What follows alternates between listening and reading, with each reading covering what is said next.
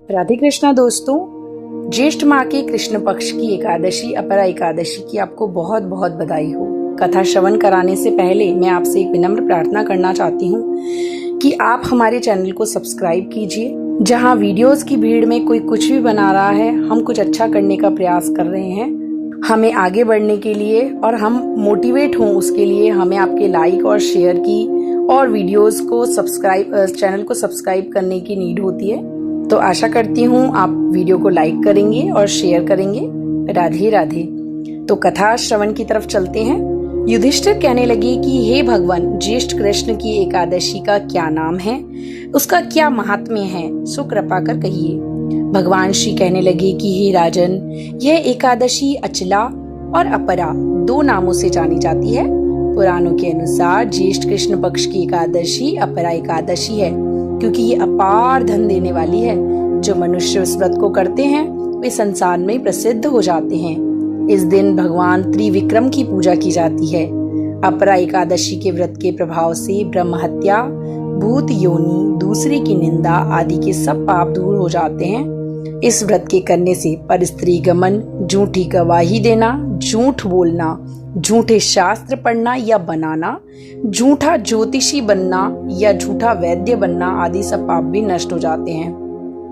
जो क्षत्रिय युद्ध से भाग जाएं, वे नरकगामी होते हैं, परंतु अपरा एकादशी का व्रत करने से वे भी स्वर्ग को प्राप्त होते हैं। जो शिष्य गुरु से शिक्षा ग्रहण करते हैं फिर उनकी निंदा करते हैं, वे अवश्य नरक में पड़ते हैं, मगर अपरा एकादशी का व्रत करने से वे भी इस पाप से मुक्त हो जाते हैं। जो फल तीनों पुष्कर में कार्तिक पूर्णिमा को स्नान करने से या गंगा तट पर पितरों को पिंडदान करने से प्राप्त होता है, वही अपरा एकादशी का व्रत करने से प्राप्त होता है।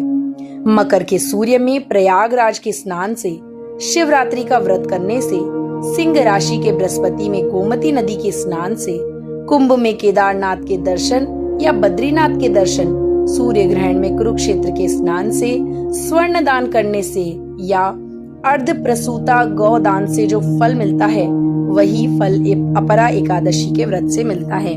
यह व्रत पाप रूपी वृक्ष को काटने के लिए कुल्हाड़ी है, पाप रूपी ईंधन को जलाने के लिए अग्नि, पाप रूपी अंधकार को मिटाने के लिए सूर्य के समान, मृगों को मारने के लिए सिंह के समान है।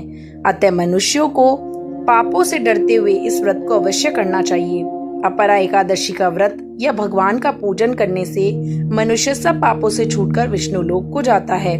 इसकी प्रचलित कथा के अनुसार प्राचीन काल में महीध्वज नामक एक धर्मात्मा राजा था। उसका छोटा भाई वज्रध्वज बड़ा ही क्रूर, अधर्मी और अन्यायी था। वह अपने बड़े भाई से द्वेष रखता था। उस पापी ने एक दिन रात्रि में अपने बड़े भाई की हत्या करके उसकी देह को एक जंगली पीपल के नीचे गाड़ दिया।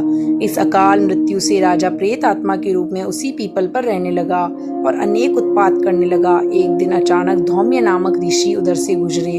उन्होंने प्रेत को देखा और तपोबल से उसके अतीत को जान लिया। अपने तपोबल से प्रेत उत्पात का कारण समझा। ऋषि ने प्रसन्न होकर उस प्रेत को पीपल के पेड़ से उतारा और परलोक विद्या का उपदेश दिया। दयालु ऋषि ने राजा की प्रेत योनि से मुक्ति के लिए स्वयं ही अपरा एकादशी का व्रत किया और उसे अगति से छुड़ाने को उसका पुण्य प्रेत को अर्पित कर दिया।